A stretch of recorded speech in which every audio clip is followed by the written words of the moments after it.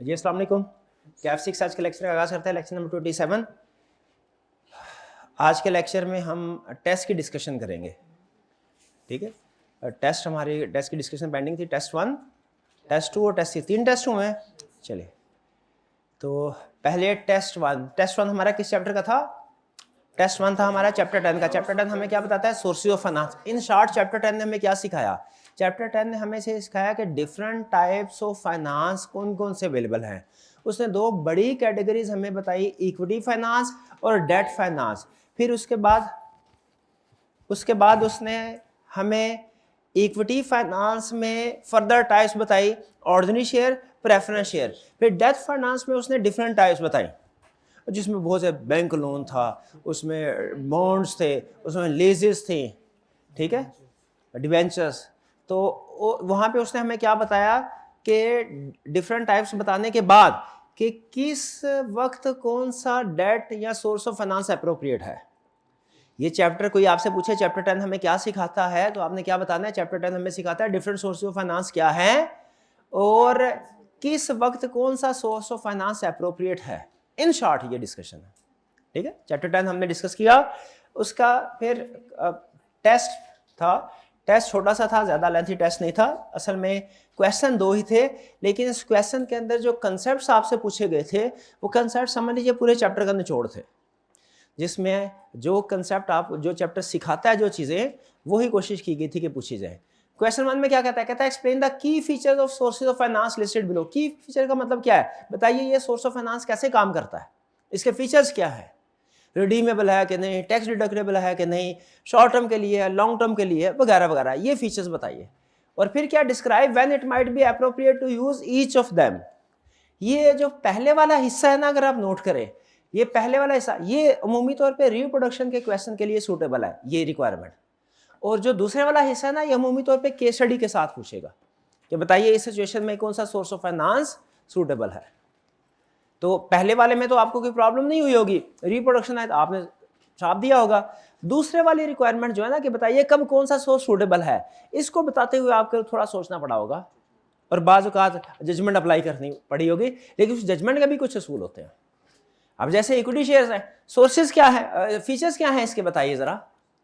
Features क्या है? Long term finance, irredeemable, variable dividend अमूमी तौर पे होता है इक्विटी शेयर्स है, ठीक है। अमूमी तौर पे अगर शेयर के साथ कुछ भी मेंशन ना हो तो इससे मुराद ऑर्डिनरी शेयर ली जाती है, ठीक है। तो ये और टैक्स डिडक्टेबल नहीं होता, ये इसके फीचर्स हैं। कब सूटेबल है? जब लॉन्ग टर्म फाइनेंस चाहिए हो, उस वक्त, जब ज्यादा अमाउंट के लिए फाइनेंस चाहिए हो उस वक्त, और जब कंपनी इंटरेस्ट कमिट करने को अवॉइड करना चाहती हो, एनुअल इंटरेस्ट कमिटमेंट को। ये 2-3 फैक्टर्स हैं जिनको सामने रखते हुए डिसाइड करते हैं। फिर से, कब? नंबर 1, जब लॉन्ग टर्म पीरियड के लिए चाहिए फाइनेंस। नंबर 2, लार्ज अमाउंट चाहिए। नंबर 3, जब एनुअल कमिटमेंट्स को अवॉइड करना चाहे कंपनी कि हर साल इंटरेस्ट देना पड़ेगा। लीज, इसके फीचर्स क्या है? आप एसेट इमीडिएटली यूज करने के काबिल हो जाते हैं, फिर उसके बाद उसकी रेंटल की शक्ल में लीज पेमेंट्स देते रहते हैं, ठीक है। और लीज पेमेंट्स जो हैं ये इनमें आप हैवी अमाउंट का एसेट यूज करने के काबिल होते हैं without making large investment.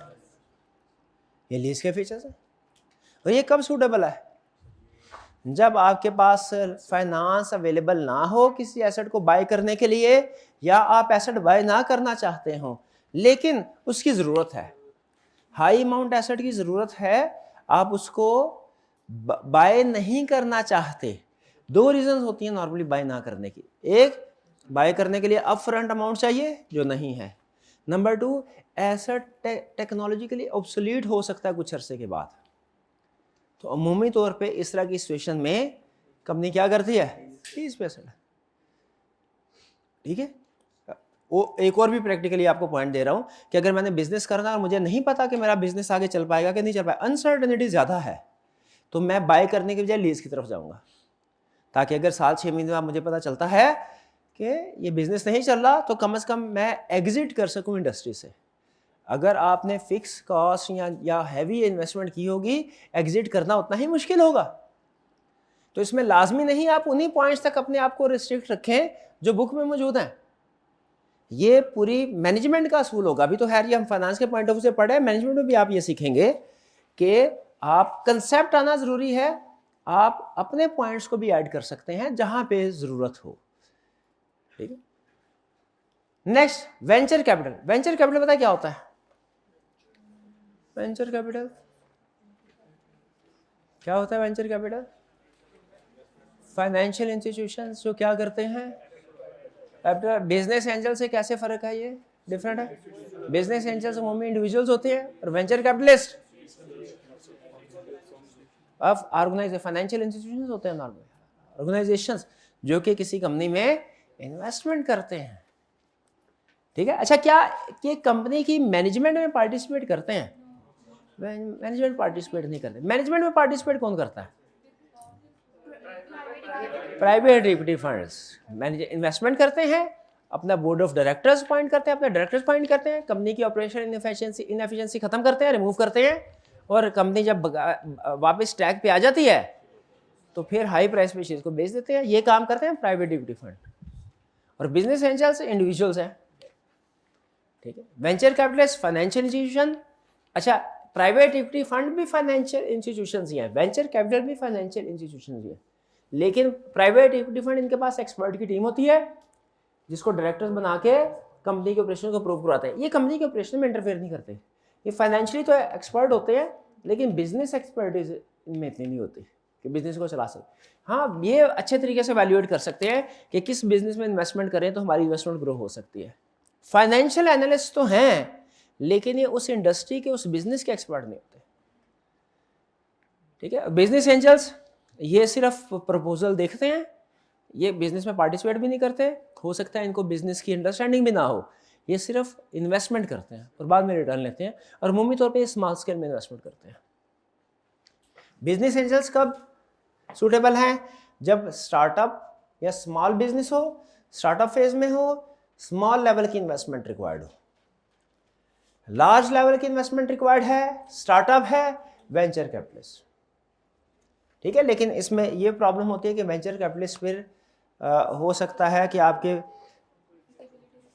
Feasibility report आपसे मांगेगा और आपसे कहेगा मुझे बिजनेस प्लान दो, फिजिबिलिटी रिपोर्ट दो, एग्जिट प्लान दो, कि मुझे कब आप ये सारी इन्वेस्टमेंट जो है प्रॉफिट समेत रिटर्न करके निकालोगे। और अमूमी तौर पे एग्जिट प्लान आइडियल पीरियड कितना होता है इसका? 3 साल से 5 साल तक। और प्राइवेट इक्विटी फंड, ये तो इन दोनों में कॉमन पता क्या चीज़ है? ये अमूमी तौर पे स्टार्टअप फेज के लिए होते हैं। ये स्टार्टअप फेज के लिए नहीं है, ये ऐसे बिजनेस के लिए है जो सिक यूनिट है, यानी किसी हद तक कंपैरेटिवली मैच्योर है। ये एस्टेब्लिश्ड ऑर्गेनाइजेशंस है, थोड़ा डिक्लाइनिंग स्टेज पे है, ये सिक यूनिट है। तो इनमें समझ लीजिए फ्रेश ब्लड इंजेक्ट करने के लिए प्राइवेट इक्विटी फंड आते हैं। इन्वेस्टमेंट तो जरूर करते हैं, लेकिन साथ में कंपनी का कंट्रोल भी संभाल लेते हैं, और यही इनका एक नेगेटिव पॉइंट भी है कि कंपनी का कंट्रोल भी खुद संभाल लेते हैं। जी, कुछ समझ आया आपको हर एक के फीचर्स और किस सिचुएशन में कौन सी ऑप्शन सूटेबल है? जरा मुझे बताइए कौन सा वाला सोर्स ऑफ फाइनेंस उसने नहीं पूछा? सिक्योरिटाइजेशन, शाबाश। और बॉन्ड्स, डिबेंचर, बड़ा सोर्स ऑफ फाइनेंस, वो भी नहीं पूछा उसने। इस्लामिक फाइनेंसिंग भी नहीं पूछा, शाबाश। हाँ जी, लोन भी नहीं पूछा, बिल्कुल ऐसे ही है। अच्छा, cost of capital next chapter के लिहाज से बैंक लोन में और डिबेंचर में क्या फर्क है? मार्केट वैल्यू, डिबेंचर की मार्केट वैल्यू होती है। डिबेंचर अगर रिडीमेबल हो उसकी आईआरआर कैलकुलेट करते हैं, बैंक लोन की आईआरआर कभी कैलकुलेट नहीं होती। क्वेश्चन जी जी।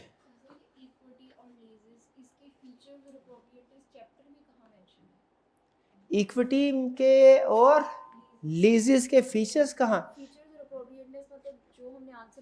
देखिए, अप्रोप्रिएटनेस जो है ना, ये तो आपकी जजमेंट है, उसे केस स्टडी में पूछना है ना कंसेप्ट, वो आपसे केस स्टडी का ये मतलब तो नहीं है कि जो सोल्यूशन जो लिखा हुआ है वो एग्जैक्ट पूछेगा, उसकी एप्लीकेशन पूछेगा।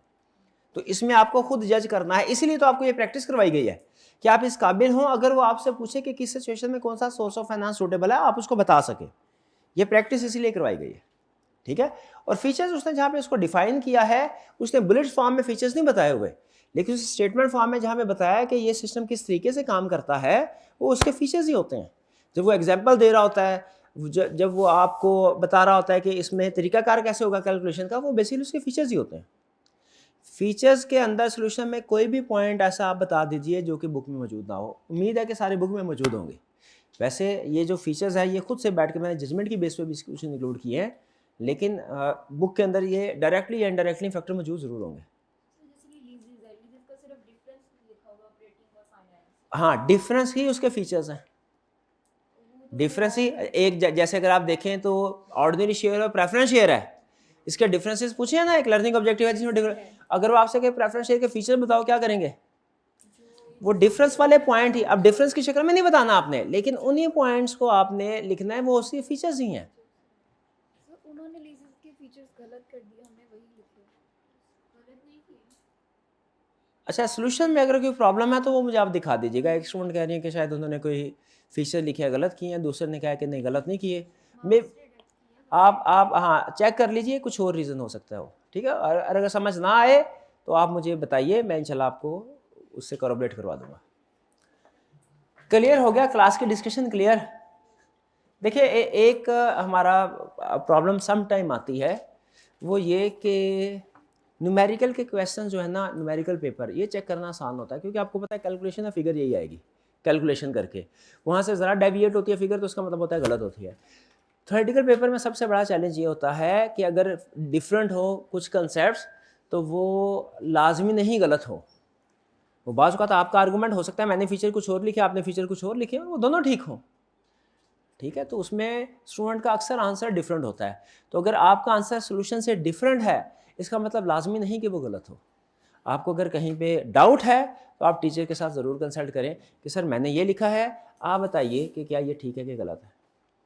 सम टाइम ऐसा होता है, टीचर्स भी करते हैं, वो रवानी में बाज़ औक़ात क्या करते हैं कि अगर वो डिफरेंट आंसर हो ना तो उसको सोल्यूशन के साथ मैच करके लिख देते हैं। हालांकि हमने उन्हें बताया हुआ है कि आपने इसको तसल्ली के साथ पढ़ के एक एक पॉइंट पढ़ के, आपने नोट किया होगा कि जो टेस्ट होते हैं ना वो एक एक क्वेश्चन में वो कभी अंडरलाइन कर रहे होते हैं, कभी टिक लगा रहे होते हैं। जहाँ पे मार्क्स डिडक्ट करेंगे वहाँ पे रीज़न भी लिखेंगे। लेकिन अगर आपके कहीं पे मार्क्स डिडक्ट हो और रीज़न ना लिखी हो, आपका राइट है, आप पूछ सकते हैं कि मेरे मार्क्स डिडक्ट हुए हैं, किस वजह से हुए हैं। इसलिए आपने पॉइंट उठाया, मैं आपको डिस्करेज नहीं कर रहा बल्कि अप्रिशिएट कर रहा हूँ कि अगर आपके कहीं पे मार्क्स डिडक्ट हुए हैं, समझ नहीं आ रही, पूछिए। इंप्रूवमेंट उसी वक्त से तो आएगी जब आप पूछेंगे। Write short notes on follow asset securitization. अब देखिए सिक्योरिटाइजेशन की दो एग्जांपल्स हैं, दो क्या क्या है, एसेट सिक्योरिटाइजेशन और दूसरी फ्यूचर फ्लो सिक्योरिटाइजेशन। उसने कौन सी पूछी है? Asset securitization. एसेट सिक्योरिटाइजेशन के फीचर्स क्या हैं या ये कैसे काम करती है? Step number 1, new company incorporate की जाती है, उसको एसेट ट्रांसफर किए जाते हैं, उन एसेट्स के अगेंस्ट में लोन लिया जाता है और लोन वापस बैकएंड वाली कंपनी को ट्रांसफर कर दिया जाता है। इससे फायदा क्या होता है?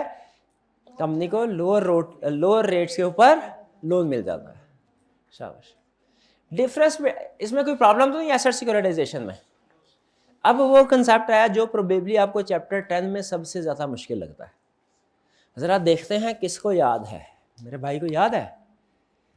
Conversion, difference between conversion value and conversion premium. पहले मुझे सिर्फ ये बता दीजिए, कन्वर्जन वैल्यू डिसाइड होगी, कन्वर्जन प्रीमियम होगा डिसाइड? पहले किसको कैलकुलेट करेंगे? पहले किसको कैलकुलेट करेंगे? Conversion value. अच्छा, स्टेटमेंट बोलने लगा हूं, ध्यान से सोच के बताना है क्या ये स्टेटमेंट करेक्ट है। ध्यान से, अगर हमारे पास कन्वर्टिबल बॉन्ड है तो 3 साल के बाद उसने फर्ज कीजिए मैच्योर होना है, 3 साल के बाद जो शेयर की प्राइस होगी वो कन्वर्जन वैल्यू है। फर्ज कीजिए एक बॉन्ड एक शेयर में ही कन्वर्ट होना है, एक बॉन्ड कन्वर्ट होना है, तो कन्वर्जन वैल्यू क्या है? 3 साल के बाद जो उस शेयर की मार्केट वैल्यू होगी। गलत। आज की वैल्यू कन्वर्जन वैल्यू है। वो तो हम कैलकुलेशन में बाजुकात उसको टर्मिनल वैल्यू के तौर पे यूज करते हैं। जो जब हमने आईआरआर कैलकुलेट करनी होती है ना, कैलकुलेशन, न्यूमेरिकल कैलकुलेशन, उस वक्त हम वो 3 साल बाद की वैल्यू यूज करते हैं, याद है आईआरआर कैलकुलेट करते हुए। लेकिन ये सिंपल कंसेप्ट है कन्वर्जन प्रीमियम और कन्वर्जन वैल्यू का, तो रेडिकल कंसेप्ट है। कन्वर्जन वैल्यू किसको बोल रहा है वो? कन्वर्जन वैल्यू क्या है? जो 3 साल बाद, हालांकि शेयर कन्वर्ट होना है, बॉन्ड ने कन्वर्ट होना है शेयर में 3 साल के बाद, लेकिन उसकी कन्वर्जन वैल्यू क्या है? आज की वैल्यू।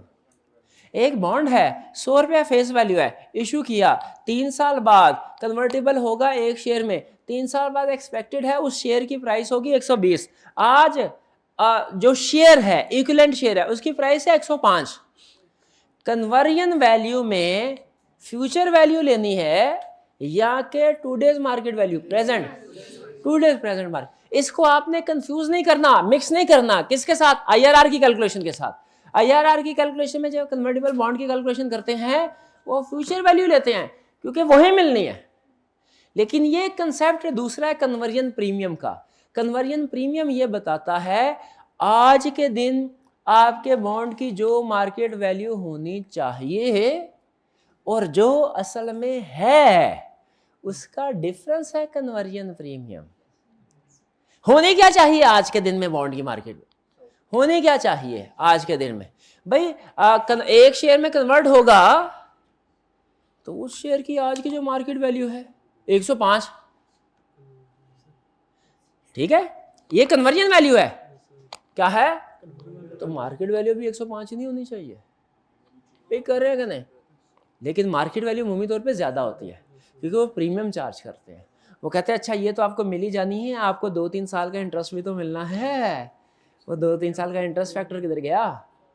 इस वजह से कन्वर्जन वैल्यू और मार्केट वैल्यू फर्क होता है और इनका डिफरेंस क्या कहलाता है? Conversion premium.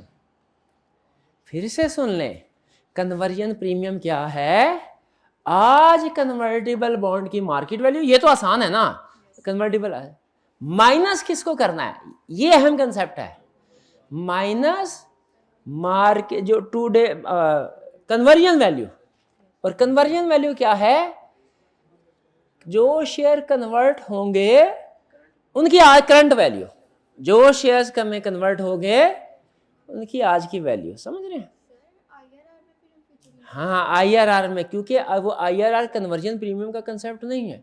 कन्वर्जन प्रीमियम का कंसेप्ट डिफरेंट है आईआरआर में, इसलिए क्योंकि आईआरआर में हमने वो फ्यूचर वाली ऑप्शन ही हमें मिलेगी। आईआरआर में जो कैश हमें मिलना है वो कौन सा मिलना है? जो कन्वर्ट करवाएंगे मार्केट वैल्यू में, बेनिफिट तो वही मिलना है। आईआरआर की कैलकुलेशन में चूंकि कैलकुलेशन 3 साल बाद ही हो रही है, तो मार्केट वैल्यू भी कौन सी ले रहे हैं?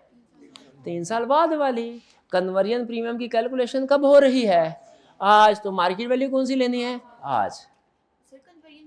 ये पहले बताइए, ये बात समझ आई? फिर से, टर्मिनल वैल्यू कैलकुलेट कर, आईआरआर में कन्वर्टेबल बॉन्ड की टर्मिनल वैल्यू कैलकुलेट करते हुए जो शेयर की वैल्यू लेते हैं वो कौन सी लेते हैं? Future value. क्यों? क्योंकि वो फ्यूचर वैल्यू फ्यूचर में जाके उसने कन्वर्ट होना है। कन्वर्जन प्रीमियम कैलकुलेट करते हुए जो कन्वर्टेबल बॉन्ड की वैल्यू कौन सी लेते हैं? आज की। क्यों? क्योंकि आज उसकी वैल्यू डिसाइड होगी। ठीक है, आज कन्वर्जन प्रीमियम कैलकुलेट कर रहे हैं, तो उसमें जो वैल्यू आपने यूज करनी है वो कौन सी करनी है? आज की। तो कन्वर्जन वैल्यू क्या हुई, जरा फिर से बताइए। पहले बताइए कन्वर्जन प्रीमियम क्या हुआ? 2 days market value of bond minus conversion value. और कन्वर्जन वैल्यू क्या है?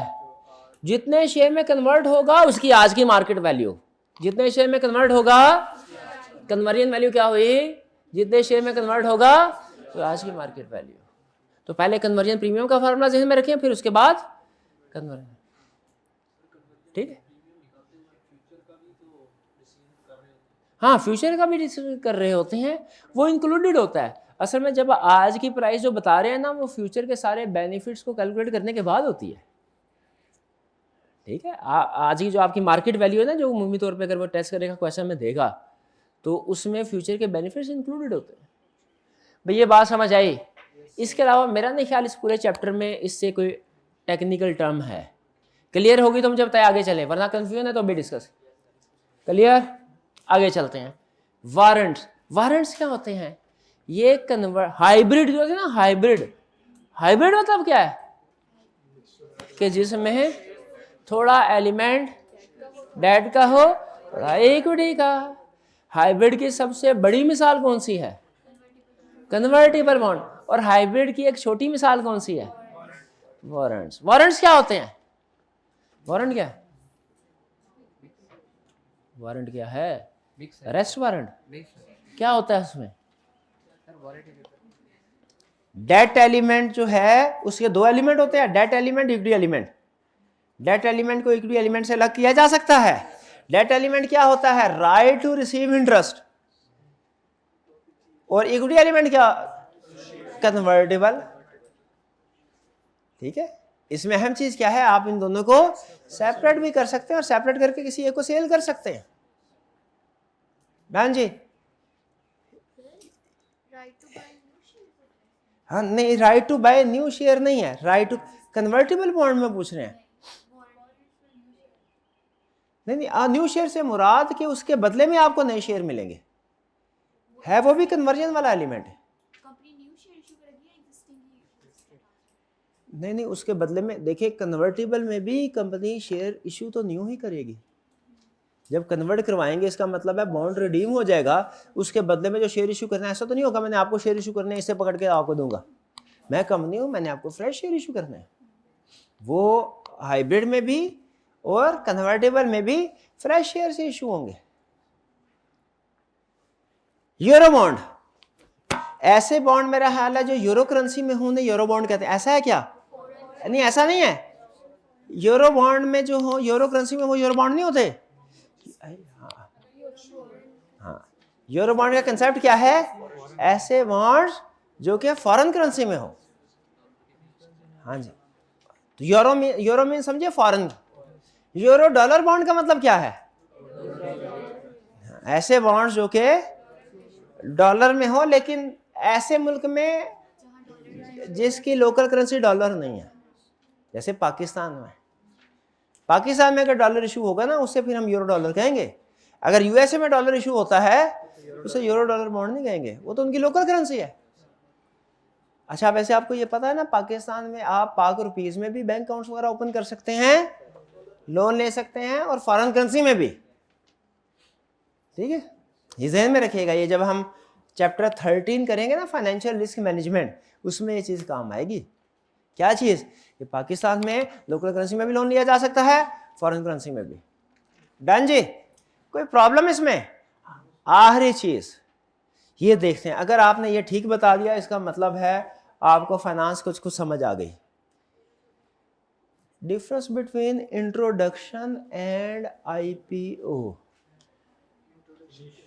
इंट्रोडक्शन एंड आईपीओ, ये भाईजान जो चुप चुपीते पता नहीं किस सब्जेक्ट का काम कर रहे हैं, फाइनेंस का काम तो नहीं कर रहे होंगे। ओके, शाबाश शाबाश। फिर मेरा भाई मुझे बताएगा इंट्रोडक्शन और आईपीओ में क्या फर्क है? आईपीओ कहते हैं किसको है? Initial public offering. अच्छा, कोई पब्लिक ऑफरिंग होती है तो कोई प्राइवेट प्लेसमेंट भी होती होगी। प्राइवेट प्लेसमेंट को एक जगह पे वो आईकैप की बुक में नाम देता है सिर्फ प्लेसमेंट का। तो जहां पे अगर सिर्फ प्लेसमेंट का वर्ड यूज करते हैं, प्लेसमेंट, तो उससे मुराद क्या है? Private placement. हालांकि पूरा नाम यूज करना चाहिए उसे। तो पब्लिक इशू का अपोजिट क्या है? प्राइवेट इशू या प्राइवेट प्लेसमेंट। लेकिन एक होता है पब्लिक इशू। कंपनी जब भी जनरल पब्लिक को शेयर इशू करेगी क्या कहलाएगा? पब्लिक। कंपनी जब भी जनरल पब्लिक को शेयर इशू करेगी क्या कहलाएगा? Public issue. Initial public offer IPO क्या कहलाएगा? फर्स्ट टाइम इशू करेगी जनरल पब्लिक को, न्यू शेयर इशू किए जाएंगे जनरल पब्लिक। ये तो क्या आईपीओ। इंट्रोडक्शन क्या होता है?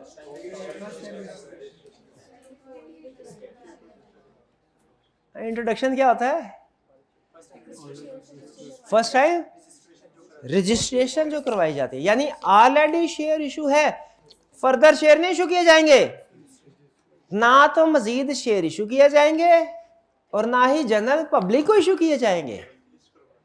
हाँ, क्लोज फैमिली मेंबर है, उन्होंने कहा काफ़ी अर्सा हो गया है हमने कंपनी बनाई है, ग्रो कर रही है, आइंदा आने वाले वक्तों में क्यों ना इसको जनरल पब्लिक का पैसा भी इसमें डाला जाए ताकि हमें मजीद शेयर कैपिटल मिले, हम बड़े बड़े प्रॉफिटेबल प्रोजेक्ट की तरफ चले जाएं। ये अमूमी तौर पे आईपीओ फैमिली, जो इससे पहले प्राइवेट कंपनीज होती है ना या फैमिली ओन्ड बिजनेस होते हैं, वो जब ग्रो कर रहे होते हैं उस वक्त उन्हें ज़्यादा पैसे चाहिए होते हैं, उस वक्त करते हैं आईपीओ। लेकिन आईपीओ में याद रखेगा अमूमी तौर पे वो जो है कंट्रोल अपने पास रखना पसंद करते हैं, इसलिए सारे शेयर्स जो है जनरल पब्लिक को डिस्ट्रीब्यूट नहीं किए जाते, बल्कि कुछ शेयर्स अपने पास रखे जाते हैं। जो शेयर्स, याद रखिए एक वैसे एडिशनल कंसेप्ट आपको दे रहा हूं, जो शेयर्स कंपनी के डायरेक्टर्स या मेजॉरिटी शेयर होल्डर्स वगैरह अपने पास रखते हैं ना, ताकि कंट्रोल उनके पास रहे, पब्लिक के पास ना चला जाए। कम से कम 51% शेयर उनके पास हो गए, 49% भेजेंगे दूसरों को। जो उनके जो मार्केट में सर्कुलेट कर रहे होते हैं उन्हें कहते हैं फ्री फ्लोट। उन्हें क्या कहते हैं? फ्री फ्लोट का मतलब है जो शेयर फ्रीली सेल पे जाए। मार्केट में कोई कंपनी, कोई लिस्टेड कंपनी है ना, उसके भी याद रखिएगा 100% शेयर फ्री फ्लोट नहीं होंगे, कभी भी नहीं होंगे। इसका तो मतलब है कोई भी किसी भी वक्त उसका कंट्रोल हासिल कर सकता है। नहीं, कुछ शेयर जो होते हैं ना, मेजॉरिटी शेयर होल्डर ने या डायरेक्टर ने अपने पास संभाल के रखे होते हैं। तो बहरहाल इंट्रोडक्शन का मतलब क्या है? जनरल पब्लिक को एक शेयर नहीं जाएगा। आईपीओ में जितने आपने शेयर इशू करने हैं ना, जैसे 10% है, 20% है, वो सारे के सारे शेयर जनरल पब्लिक को ही जाएंगे आईपीओ में। लेकिन इंट्रोडक्शन में एक शेयर भी, शेयर अनलिस्टेड से लिस्टेड जरूर होंगे, कंपनी अनलिस्टेड से लिस्टेड जरूर होगी, एक शेयर भी जनरल पब्लिक को नहीं जाना इंट्रोडक्शन में। क्लियर? अच्छा, आईपीओ में एक प्रॉब्लम होती है जो इंट्रोडक्शन में नहीं होती। क्या होता है? हाँ, शेयर प्राइस डिसाइड करना। शेयर प्राइस कैसे डिसाइड होती है? ब्रोकर के साथ मिलकर। शाबाश। और इसमें एक बड़ा रिस्क होता है क्या? कि जनरल पब्लिक अप्लाई ना करे। अंडर सब्सक्रिप्शन से बोलते हैं। उस रिस्क को, अंडर सब्सक्रिप्शन के रिस्क को कवर करने के लिए क्या एग्रीमेंट किया जाता है? Under writing agreement. ये चीज शाबाश। हमें लगा कुछ फाइनेंस अभी जिंदा है आपके अंदर, भूले नहीं है। हालांकि ब्रेक आया कुछ दिन का, लेकिन चैप्टर के कंसेप्ट भूले नहीं। ऐसा ही है क्या? ये भूल गए हैं? अच्छा, चैप्टर 10 के नहीं भूले, 11 के तो भूल गए होंगे, पक्की बात है। 10 में कोई क्वेश्चन पूछना चाहते हो तो पूछ लें। इसको क्लोज कर लें। आइए नेक्स्ट टेस्ट। नेक्स्ट टेस्ट क्या है हमारा? टेस्ट 2। कैलकुलेटर अपने सामने रखें, ठक ठक ठक ठक ठक करते जाना है कैलकुलेटर। Direct method. सुभान अल्लाह, सुभान अल्लाह। मैं भी देखते पहले कौन करता है। डायरेक्ट अप्रोच के classical approach. Compute the market price of share in following. मेरा पहला मसला यहाँ पे ये आ गया है, ये तो कॉस्ट ऑफ कैपिटल का सवाल ही नहीं लग रहा, क्योंकि कॉस्ट ऑफ कैपिटल में तो कॉस्ट ऑफ कैपिटल कैलकुलेट करते हैं, ये तो मार्केट वैल्यू कैलकुलेट करने को कह रहा है। वो एक दूसरे का अपोजिट है। उसी डाटा से आप कॉस्ट कैलकुलेट कर सकते हैं, उसी डाटा से मार्केट वैल्यू कैलकुलेट कर सकते हैं। तो चलिए कीजिए। W has 50,000 ordinary share in issue, current dividend ₹10 each, expected to remain constant, cost of equity 10%। अच्छा, मुझे ये बताइए, कॉस्ट ऑफ कैपिटल कैलकुलेट करते हुए एक सिक्योरिटी का डाटा, एक शेयर बॉन्ड वगैरह का डाटा यूज करते हैं कि टोटल? दोनों कर सकते हैं। इंडिविजुअल शेयर का डाटा भी यूज कर सकते हैं, टोटल का भी। ज्यादा बेहतर क्या है? इंडिविजुअल का। आपने देखा कि आपने की बुक जितनी एग्जांपल्स दिए ना, इंडिविजुअल की दी है। फेस वैल्यू 9% इंडिविजुअल की होती थी। अगर आपसे इंडिविजुअल का डाटा देके के टोटल की मार्केट वैल्यू कैलकुलेट करो, क्या करना उसे? कैलकुलेशन इंडिविजुअल की कर लें, टोटल से मल्टीप्लाई कर दें, एंड में जाके जो आखिरी वैल्यू है उसे नंबर ऑफ शेयर से मल्टीप्लाई कर दें, या टोटल का डाटा लेके कैलकुलेट कर लें। उसमें जो वैल्यू आएगी, जब आप डिविडेंड सारे शेयर्स का लेके कैलकुलेशन करेंगे, तो जो मार्केट वैल्यू आएगी वो भी सारे शेयर्स की आएगी। एक सिक्योरिटी का डिविडेंड इंटरेस्ट लेके कैलकुलेशन करेंगे, मार्केट वैल्यू जो आएगी वो भी एक की आएगी। टोटल से भी कर सकता है, एग्रीगेट बेसिस पे भी, इंडिविजुअल पे भी। ऐसी मेरी सजेशन क्या है, individual. W has 50,000 ordinary share in issue, current dividend 10, expected to remain constant, cost of equity 10%। अब मुझे बताइए ये कौन सा फार्मूला लगेगा? एक तो ये शेयर्स है, कौन सा, डिविडेंड ग्रोथ मॉडल या विदाउट ग्रोथ? विदाउट ग्रोथ, शाबाश। तो कैलकुलेट कीजिए, एक शेयर की प्राइस कैलकुलेट करें, 10 टैक्स की डिस्काउंट होनी नहीं है, डिवाइडेड बाय 0.1, ऐसे ही होगा ना, ठीक है। क्या आ जाएगी प्राइस, 100 आ जाएगी, 100 इंटू 50,000। कोई प्रॉब्लम इसमें? इसके साथ लिख ले फार्मूला क्या, DVM without growth.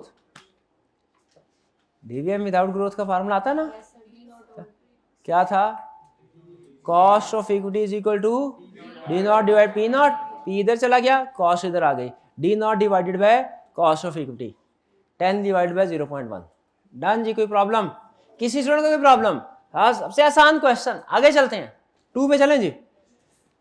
X has 10,000, अच्छा इसका मकसद ये था, ये आई कैप की ना CFAB लेवल की जो बुक है उससे मैंने उठाया, उसमें बेसिकली उसने रिवीजन पर्पस के लिए दिया हुआ था, छोटे छोटे क्वेश्चन थे। इसमें खास बात पता क्या है, ये छोटे, ये कैलकुलेशन स्मॉल है, कंसेप्ट लार्ज है बैक एंड पे। उसने छोटे छोटे कंसेप्ट के जरिए आपसे तकरीबन उस चैप्टर में जो हर कंसेप्ट होता है ना वो टेस्ट कर लिया। अल्टरनेट ऑप्शन मेरे पास ये थी कि एक बड़ा क्वेश्चन, वो जिम्बा टाइप का, कौन सा, जिम्बा टाइप का, जिसमें मल्टीपल कैश फ्लोज थे, विदाउट ग्रोथ एलिमेंट भी था, विद ग्रोथ भी था, मैं वो टेस्ट कर लेता। मुश्किल क्वेश्चन तो यही है कॉस्ट ऑफ कैपिटल में, उससे ज़्यादा मुश्किल क्वेश्चन कोई नहीं है जिम्बा के अलावा। जिसने जिम्बा कर लिया उसने कॉस्ट ऑफ कैपिटल का एक्सपर्ट हो गया। लेकिन फिर मैंने फैसला किया कि नहीं, बजाय ये कि एक बड़ा मुश्किल क्वेश्चन, छोटे छोटे बहुत से कंसेप्ट, ताकि मैक्सिमम कंसेप्ट की रिवीजन हो सके। जिम्बा वाला क्वेश्चन कहाँ कहीं जा रहा है, वो अगले टेस्ट में कर लेंगे, असेसमेंट तो होनी है ना हमारी, उसमें उस स्टाइल का क्वेश्चन कर लेंगे। वही नहीं कि डालूंगा, अब इतना बेवकूफ़ तो नहीं कि वही क्वेश्चन डाल दूँ, आपके जरिए तो किया हुआ है, डिफरेंट होगा लेकिन कंसेप्ट वही, मल्टीपल कैश फ्लो का। Total dividend 50,000, no growth expected, cost of equity बताइए कौन सा, डीवीएम विदाउट ग्रोथ। अब क्या होगा, हाँ, अब ये टोटल डिविडेंड से नोट किया आपने, उसके साथ और इसका डिविडेंड, उसने ₹10 ईच बोला था, यहाँ पे टोटल डिविडेंड है। टोटल की कैलकुलेशन करें कि पर शेयर कर लें, ओके। 500,000 डिवाइड बाय 10,000 कितना हो गया, 50 डिवाइडेड बाय 0.15,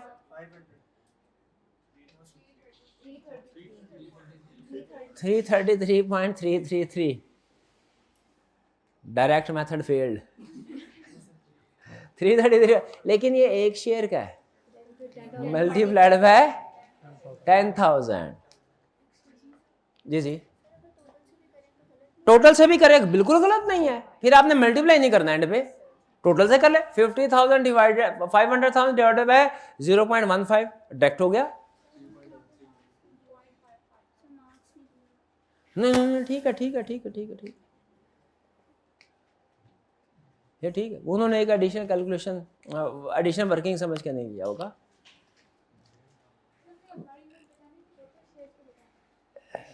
एक शेयर की बतानी है कि टोटल शेयर्स की, आप किसी की भी बता दें, ठीक है, वैसे टोटल की बता दी है, क्योंकि उसने जब उसने टोटल ऑर्डिनरी शेयर दिए होते हैं ना, तो उसका मकसद क्या होता है, टोटल की बताएं। लेकिन अगर आपने इंडिविजुअल की भी कैलकुलेट कर दी ना, हमने पूरे नंबर आपको देंगे, क्योंकि जिसने इंडिविजुअल की बाद में तो टोटल से मल्टीप्लाई करना है। छोटे छोटे 2-2 नंबर का क्वेश्चन हम उसके मार्क्स डिडक्ट करेंगे, या ज़्यादा से ज़्यादा डिडक्ट करेंगे अगर सिर्फ टोटल से मल्टीप्लाई नहीं किया हुआ, तो 0.5, आपको 1.5 कंफर्म नंबर मिलेगा। आगे चले जी।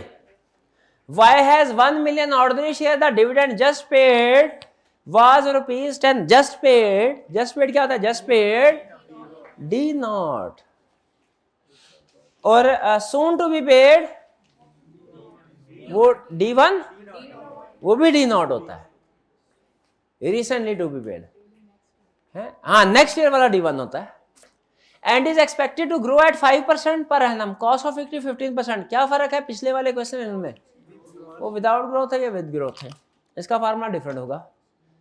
कैसे होगा, D0 divided by cost of equity minus growth G plus G, ऐसा था। हमने प्राइस कैलकुलेट करनी है ना, कॉस्ट ऑफ इक्विटी थी is equal to D1 divided by P nought plus G. तो इधर आ गया cost of equity minus G, वो इधर डिवाइड हो गया और प्राइस उधर आ गई। इसका मतलब है D1 डिवाइडेड बाय P, हाँ जी, cost of equity minus G. Clear हो गया फार्मूला? क्या लिख के बता दूं? नहीं, ये भाई को जुबानी कलामी समझ नहीं आ रहा है ना। हाँ डी नॉट, शाबाश। पहली चीज, ये विदाउट ग्रोथ है विद ग्रोथ है? विद ग्रोथ है। तो फार्मूला क्या है कॉस्ट ऑफ डीवीएम में? Cost of equity is equal to D1 लिखूं या D नॉट इंटू 1 प्लस जी?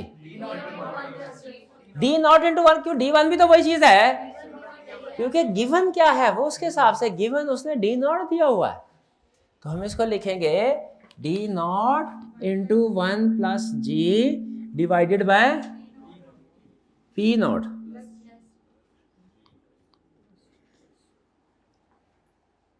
क्लियर? अब क्या करना है? सिंपल, प्राइस कैलकुलेट करनी है।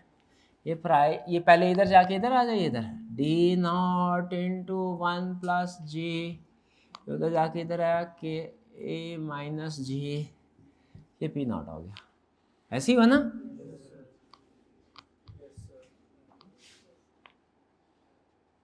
सिंपल कीजिए कैलकुलेशन, क्या आंसर आता है? 105। कोई प्रॉब्लम इसमें? विद ग्रोथ का फार्मूला याद है आपको? With growth, DVM with growth. आगे चलते हैं। 4, Z has 10,000 shares in issue. Dividend for the next 5 years are expected to be constant at ₹10 per share and then grow at 5% per annum to perpetuity cost of equity 15%. Favourite हमारा, इसने तो हमें याद करवा दिया। कौन सा सवाल? कौन सा सवाल? विद ग्रोथ, जिम्बा वाला। भूल क्यों जाते हैं? जिम्बा में ऐसे था ना। बनाएं, आपके पास अभी 2 मिनट है, 2 मिनट में कैलकुलेट करें। मुझे डायग्राम बना के देनी है आपने। देखते हैं पहले कौन करता है।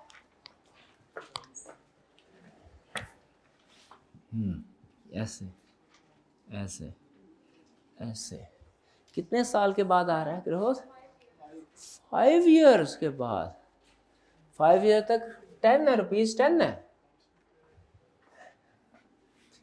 1 2 3 4 5, 2 3 4 5, ये आएगा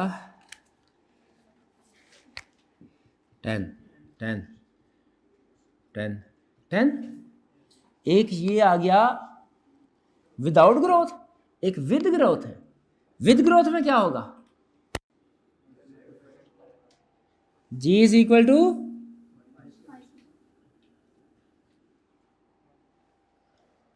अब क्या करना है? कैलकुलेशन होगी 2 हिस्सों में। एक होगी विदाउट ग्रोथ की, एक होगी विद ग्रोथ की। विदाउट ग्रोथ क्या करें? एन्युटी कर लो, चाहे एक एक करके कर लो, एन्युटी कर लो। करें annuity. 10 into 1 minus 1.15 power -5 divided by 0.15। नहीं समझ आई? नहीं आई। किधर है कैलकुलेशन? कैलकुलेटर किधर है आपका? दोबारा से कर लें, कोई बात नहीं, दोबारा से कर लें। मैं क्लियर हुई है? कैलकुलेट कर दूं? नहीं, मैं करके देता हूं, करके देता हूं। इस वाले हिस्से की हम क्या करेंगे? अब 10 है ना, टैक्स एडजस्टमेंट होती है अगर ये, तो हम टैक्स एडजस्ट करके कैलकुलेट करते हैं। अब हमने पहली चीज, इसके 2 हिस्से हैं, एक है विद ग्रोथ, विदाउट ग्रोथ। दोनों की अलग अलग कैलकुलेशन होगी। पहला असूल ये, पहले विद ग्रोथ की करेंगे, विदाउट आपकी मर्जी, आपकी मर्जी है, कोई फर्क नहीं पड़ता पहले कौन सी करें। हम पहले इजी वाली कर लेते हैं, विदाउट ग्रोथ की। इसकी मार्केट वैल्यू कैलकुलेट करें। मार्केट वैल्यू है क्या? बेसिकली सारे कैश फ्लो की प्रेजेंट वैल्यू दुनिया में किसी भी एसेट की चाहे वो बॉन्ड हो, चाहे वो शेयर्स हो, चाहे वो टेंजिबल एसेट क्यों ना हो, कोई हर एसेट की मार्केट वैल्यू क्या है?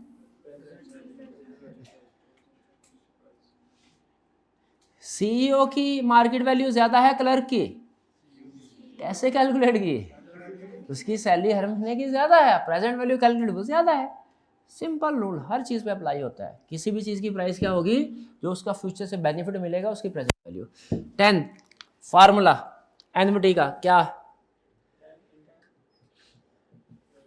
R into 1 minus 1.15 power -5 divided bye 15। क्या आया ये? 3.52। दूसरा काम क्या करना है? विद ग्रोथ में क्या करना है फार्मूला? अब विद ग्रोथ में जो आप कैलकुलेट करेंगे ना वो ईयर 5 पे होगी, क्योंकि ईयर 5 से ग्रोथ शुरू हो रही है। ये अहम पॉइंट है, ये बताया मैंने। ग्रोथ का फार्मूला क्या होगा? Present value is equal to with growth वाला फार्मूला लगाना है, विद ग्रोथ वाला फार्मूला लगाना है। प्रेजेंट वैल्यू कैलकुलेट करनी है, प्राइस या नहीं। फार्मूला क्या होता है? Cost of equity is equal to D not into 1 plus G के डी1। डी नॉट क्या है? 10, क्योंकि छठे साल में ये 10 प्लस ग्रोथ होगा। D not into 1 plus ji divided bye,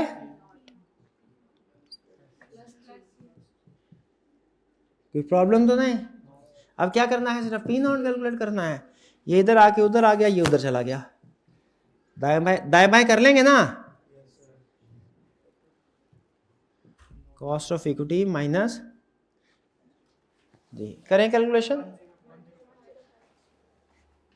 10 बस 105 हो गया क्या?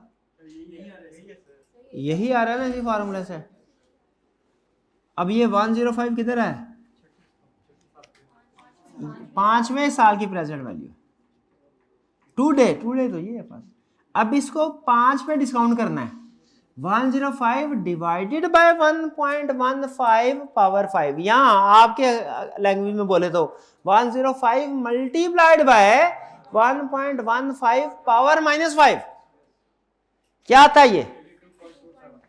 52.20, और ये दोनों को ऐड कर लें, आपकी मार्केट वैल्यू आ जाएगी।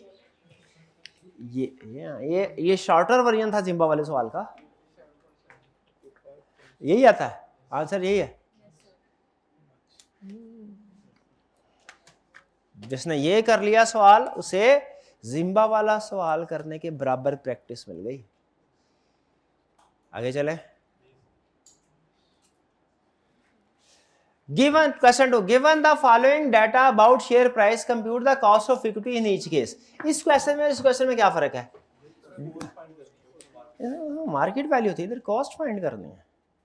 ओके, मार्केट प्राइस पर share ₹150 ex dividend. Ex dividend का मतलब क्या है? Without dividend. Dividend just paid ₹7.5। 7.5 क्या है? D naught which is expected to remain constant. कौन सा फार्मूला लगाएं? Without growth. उसी फार्मूले से कॉस्ट कैलकुलेट हो जाते हैं, उसी फार्मूले से प्राइस। पता ही है ना, इक्वेशन में 3 वेरिएबल्स है, 2 पता है, तीसरा कैलकुलेट कर सकते हैं। कैलकुलेट कीजिए, फिर फार्मूला लगाइए। Cost of equity is equal to D not divided by P naught. D naught 7.5 divided by P naught 150, 5%। लेकिन इसमें प्राइस कौन सी यूज करनी है? Ex dividend. मार्केट प्राइस पर share ₹165, cum dividend, dividend about to be paid ₹15, which is expected to remain constant. तो ये तो वही होगी 15 डिवाइडेड बाय 165, नहीं 15 डिवाइडेड बाय 165 नहीं, एक्स डिविडेंड कैलकुलेट करेंगे। कैसे निकलेंगे? शाबाश, 165 कम डिविडेंड में से डिविडेंड माइनस कर दिया, एक्स डिविडेंड हो जाएगी Yes, sir. 150, तो क्या 15 डिवाइड बाय 150 10% आ गया, ये आ गया नहीं? कैलकुलेटर से कैलकुलेट करके दिखाएं एक्स डिविडेंड। मैं कुछ समझ आ रही है कि नहीं, कि बोर्ड पे कैलकुलेशन कर दूं? अगर ऑनलाइन वाले स्टूडेंट्स ने कहा ना समझ नहीं आ रही सर दोबारा कैलकुलेशन करके, तो मैं आपको नहीं छोड़ूंगा मैं, ठीक है? थर्ड, मार्केट प्राइस पर share ₹120 ex dividend, dividend just paid ₹20 for ex dividend है, when expected annual growth rate of 5%। अच्छा ये 120 है पी नॉट, एक्स डिविडेंड ही है, डिविडेंड की डिस्काउंट करने की जरूरत तो नहीं है। D nought 120, dividend just paid 24, ये डी नॉट है, वो पी नॉट या डी नॉट, और जी क्या है ग्रोथ रेट 5%, विद ग्रोथ का फार्मूला लगेगा D not into 1 plus ji divided by P nought plus G, यानी आ जाएगा 24 इंटू 1.05 डिवाइडेड बाय 120 प्लस 0.05। ऐसा ही है क्या? ऐसा नहीं है क्या? क्या है आंसर? 26%। कोई प्रॉब्लम? फिर मार्केट कैपिटल, अच्छा ये बड़ी अच्छी टर्म है, ये अक्सर स्टॉक एक्सचेंज की असाइनमेंट होती है हमारी एक, उसमें टर्म यूज होती है, मार्केट कैपिटलाइजेशन होती थी यूज। मार्केट कैपिटलाइजेशन कहते हैं लोगों का टोटल पैसा कितना पड़ा है मार्केट में, या आसान अल्फाज में मार्केट के अंदर जितने भी शेयर्स हैं हर कंपनी के जितने भी शेयर्स हैं उनकी मार्केट वैल्यू कितने हैं। मार्केट में 1 रुपया भी किसी ने ऐड नहीं किया, कोई नया शेयर इशू नहीं किया, फिर भी क्या पॉसिबल है मार्केट कैपिटलाइजेशन बढ़ जाए? कैसे? शेयर प्राइस बढ़ जाए, शाबाश। तो नया शेयर इशू करते हैं मार्केट में तब भी मार्केट कैपिटलाइजेशन बढ़ जाती है, और अगर एग्जिस्टिंग शेयर की प्राइस बढ़ जाए तब भी मार्केट कैपिटलाइजेशन बढ़ जाती है। बहरहाल मार्केट कैपिटलाइजेशन से बता दिया, मार्केट वैल्यू 10 मिलियन, एक शेयर के सबका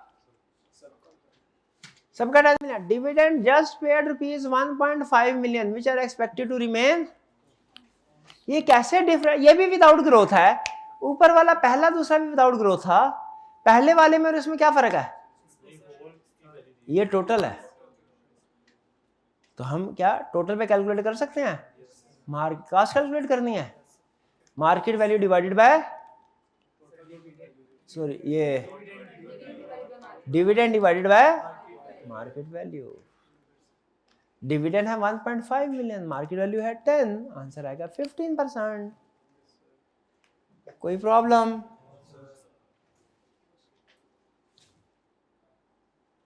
A 5% irredeemable ₹100 preference share trading at 65.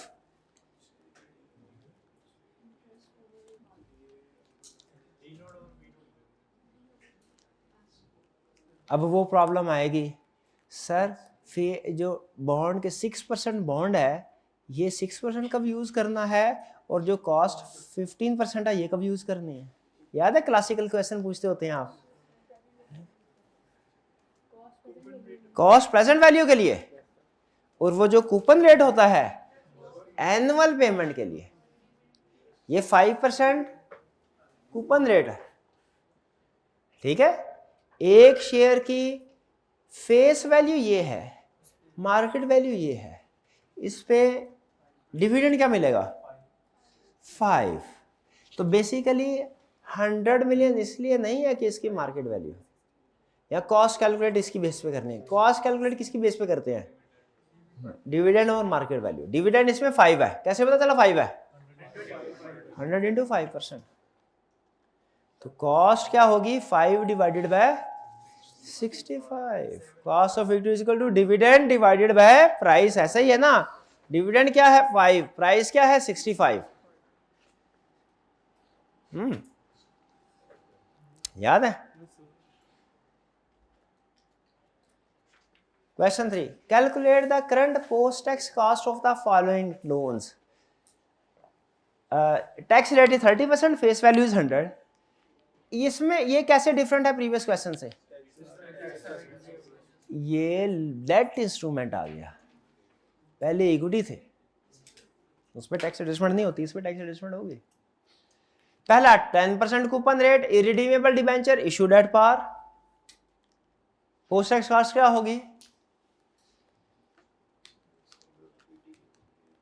Issued at पार का मतलब क्या? इशूड एट पार का मतलब होता है, अच्छा याद रखिएगा हमेशा, मार्केट वैल्यू वही होती है जिस पे इशू किया जाए। अगर इशूड एट प्रीमियम है ना, 100 का 105 पे इशू किया है तो मार्केट वैल्यू 100 नहीं 105 है। इशूड एट डिस्काउंट है, मार्केट वैल्यू कम होगी, फेस वैल्यू 100 ही रहेगी इन एनी केस। यहां पे इशूड एट पार है तो उसका मतलब क्या हुआ? मार्केट वैल्यू क्या हुई? 100। हाँ जी, ये इरिडीमेबल है। कैसे फार्मूला आएगा? 10% इंटू 0.7 डिवाइडेड बाय 100, 7%। यही है क्या? इसकी IRR तो कैलकुलेट नहीं करनी थी, वो रिडीमेबल की होती है। शाबाश। Second, A 10% irredeemable debenture trading at ₹85, 10% है, इसका मतलब है इसका एनुअल इंटरेस्ट कितना होगा? ₹10 होगा ना? 10 नहीं होगा, 7 होगा। 7 क्यों होगा? 7 क्यों होगा? Net of tax. भाई पहले तो शेयर वाले में तो एडजस्टमेंट नहीं की थी टैक्स की। यस, उसमें टैक्स डिडक्टेबल था ही नहीं। ये आ जाएगा 10 into 0.7 divided by 85,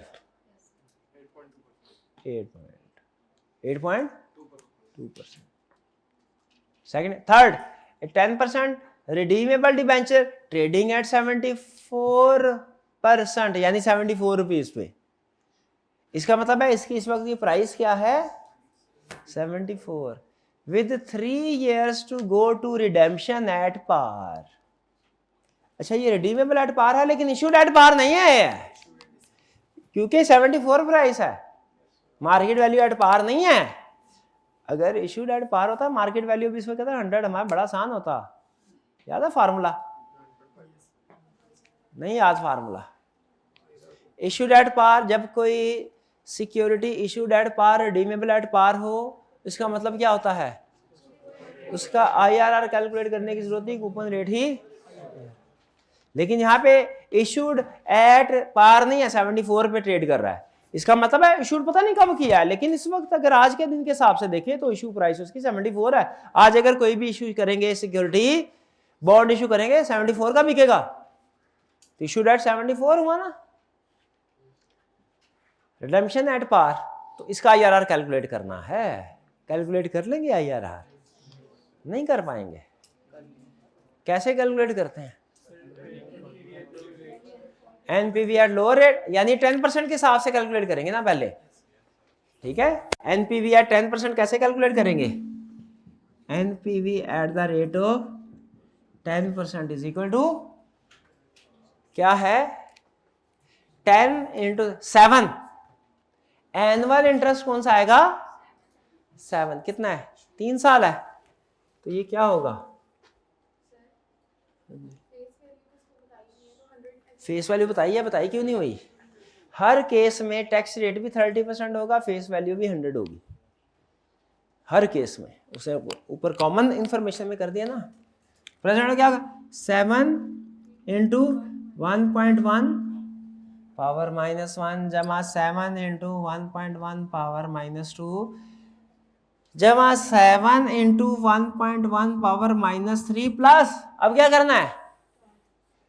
redeem, terminal value करनी है ना, पक्का टर्मिनल वैल्यू। टर्मिनल वैल्यू क्या होगी? 70 ना, तो 100 को टैक्स के साथ नहीं करना। क्यों नहीं करना? इसको तो किया है, वो इंटरेस्ट था, ये प्रिंसिपल रीपेमेंट है। 100 इंटू, अब आपने बताना है -4 है ना, -3 है भाई। ये क्या चक्कर है? ये भी -3, ये भी -3, प्रिंसिपल है, ये इंटरेस्ट है। और माइनस कर दें 2 डेज प्राइस क्या है? कैलकुलेट करें क्या आता है? प्लस 18.54। अब हमें क्या करना है? बढ़ाना है ताकि वो कम आए। क्या करें? 15% कर लें, कि 15% के साथ करें? सेम यही 15% के साथ मुझे कैलकुलेशन ज़रा दिखाएं, लिखवाएं। क्या होगा? 7 into 1.15 power -1 plus 7 into 1.15 power -2 plus 7 into 1.15 power -3 plus 100 into 1.15 power -3 minus 74। शाबाश, ये भी पॉजिटिव आया। चले ये तो अच्छा हो गया। ये तो इक्का दुक्का सवाल में ऐसा होता है प्लस 7.73 जिसमें दोनों माइनस है दोनों पॉजिटिव हो। तो रेट क्या आएगा? Lower rate NPV at lower rate plus NPV at lower rate यानी 18.54 और नीचे plus NPV at lower rate minus NPV at, अब ये माइनस ही आएगा, हालांकि आगे पीछे प्लस हो जाता है दूसरा, क्योंकि हाई वाला माइनस आता है। डिफरेंस इसको तो हम ऐसे करते हैं,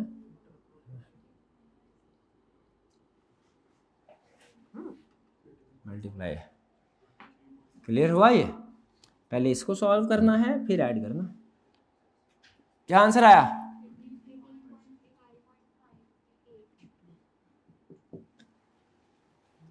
मुझे वैसे यही भी पता चल गया था आंसर 15 से ज्यादा आएगा। क्यों? क्योंकि 15 के ऊपर एनपीवी पॉजिटिव आ रही थी, इसका मतलब अभी इसने मजीद ऊपर जाना है IRR 0 पे लाने के लिए। मुझे उसी स्टेप पे अंदाजा हो गया था आंसर 15 से ऊपर आएगा। कैसे अंदाजा हुआ था? एनपीवी।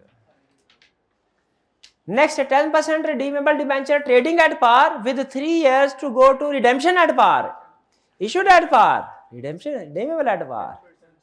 IRR कैलकुलेट करने की जरूरत ही नहीं है। 10% नहीं 7%। 10% कूपन रेट ही IRR होता है, लेकिन चूंकि डिबेंचर है नेट ऑफ टैक्स लेना है कूपन रेट को, कूपन रेट को 7%। क्लियर जी? आगे चलें। Next question 4। ये तो वैक का क्वेश्चन किया आपने। क्या करेंगे इसमें?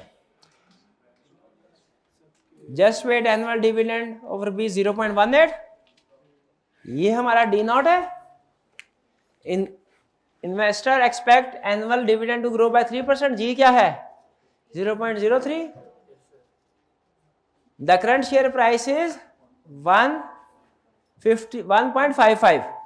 1.55 एक्स डिविडेंड है कि कम डिविडेंड है? कैसे पता चला? लिखा तो हुआ नहीं है, पेड लिखा है। पेड का मतलब पे हो चुका है। अब ये जो प्राइस है ये एक्स डिविडेंड है, पेमेंट होने के बाद जो प्राइस होती है। और अगर होता ना रिसेंटली टू बी पेड है, ये कम डिविडेंड होती है। ठीक है। और टोटल मार्केट वैल्यू उसने क्या बताया? 1.2 मिलियन। ये वेट के लिए उसने कैलकुलेट बताया। तो कॉस्ट कैलकुलेट कर सकते हैं इसकी? क्या कॉस्ट होगी? कॉस्ट कैलकुलेट करें इसकी ग्रोथ रेट के साथ। DVM with growth rate cost calculate करें भैया। क्या मतलब? बैग शैग क्यों पैक कर लिए हैं? ये क्वेश्चन किसने करना है? किसने करना?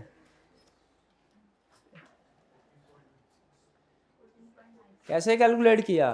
Cost of equity is equal to D not into 1 plus G, 1.55 into 1.03 divided by P not.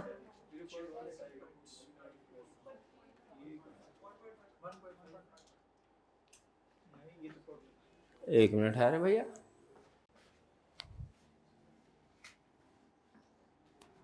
DVM है। फार्मूला क्या है? Cost of equity is equal to D not into 1 plus ji divided by P nought plus G. बस यही है। अच्छा, तो अब कैसे कैलकुलेशन करें कॉस्ट की? डी नॉट क्या है? D not 0.18 into 1.03 divided bye क्या? 1.55 1.55 कहां से आया? Current price. ये क्या है? टोटल। अगर मैं आपसे कहूँ नंबर ऑफ शेयर्स कितने आउटस्टैंडिंग है? 800 नहीं, 8 से ही कम होंगे। 1.55। बहरहाल चले वापिस आते हैं अभी। 1.55 कितना आया? 14% ये कॉस्ट आ जाएगी और इधर वेट आ जाएगा। वेट में क्या है? 1.2 मिलियन मार्केट वैल्यू। भी क्लियर है? अब बॉन्ड की क्या कैलकुलेशन है? डेट कैपिटल की यील्ड इज 7.8% बिफोर टैक्स। ये उसने कॉस्ट कैलकुलेट करके दे दी है। Rate of tax is 30%। ठीक है, बिफोर टैक्स यील्ड दी है ना, इसको आफ्टर टैक्स करना है। और मार्केट वैल्यू क्या है? 350,000। अभी ऐसे आ जाएगा, ऊपर 1.2 मिलियन, नीचे 0.35, आगे कॉस्ट वेटेड एवरेज कैलकुलेट कर दूं। दोनों कंपोनेंट की कॉस्ट आपके पास है, दोनों कंपोनेंट की मार्केट वैल्यू मौजूद है, वेटेड एवरेज कॉस्ट कैलकुलेट कर सकते हैं। पक्का करके दिखाएं? करके दिखाएं? ना ना, ऐसे नहीं भेजना मैंने। ना ना ना ना ना ना, ना आप इन चक्कर में कैलकुलेट करके अच्छा, जो दिखाता जाए छोटी करता जाए, जो दिखाता जाए छोटी करता जाए।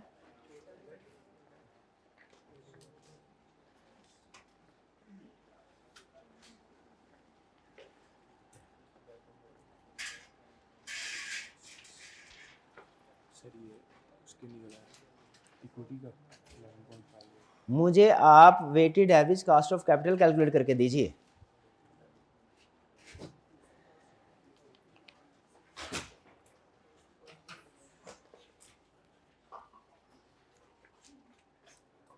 हाँ शाबाश। ये सिर्फ 3-4 स्टूडेंट्स हैं जो बकायदा फॉर्मेट के मुताबिक कर रहे हैं, बाकी सब कैलकुलेटर पे धड़ाधड़ डायरेक्ट।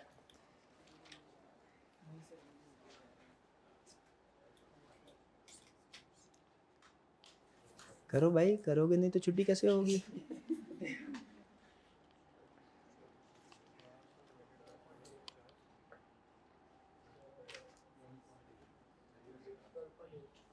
$12.8 है, ठहर जाओ। ये डायरेक्ट सोल्यूशन से देखा है? अच्छा, डायरेक्ट ये 12.8 ये अभी है। कर ले यार, तेरी मेहरबानी कर ले। कुछ कोई ना कोई मसला आ जाता है दरमियान में। 12.81 शाबाश। चलिए ठीक है जी। चलिए, उम्मीद है ऑनलाइन वाले स्टूडेंट्स ने भी इनको अटेम्प्ट कर लिया होगा, लेकिन कोई प्रॉब्लम हो तो आप फिर सोल्यूशन देख सकते हैं और व्हाट्सएप ग्रुप में पूछ भी सकते हैं। जी जी बिल्कुल, क्वेश्चन 3 डिस्कस होगा, लेकिन वो 3 को जल्दी निपटाना है मैंने, टेस्ट 3 को, उसको जल्दी निपटा के फिर उसके बाद हमने बजटिंग का क्वेश्चन, सॉरी इन्वेस्टमेंट अप्रेजल का क्वेश्चन करना। ठीक है, इन्वेस्टमेंट अप्रेजल के बाद अब टाइम आ गया है मैनेजेरियल पोर्शन की तरफ जाने का, लेकिन वो इन्वेस्टमेंट अप्रेजल के अच्छे खासे क्वेश्चन करने के बाद 5-7 क्वेश्चन तो प्रैक्टिस करें। चलिए ठीक है, आज का लेक्चर यहाँ पे ख़त्म करते हैं हम। अल्लाह हाफिज़।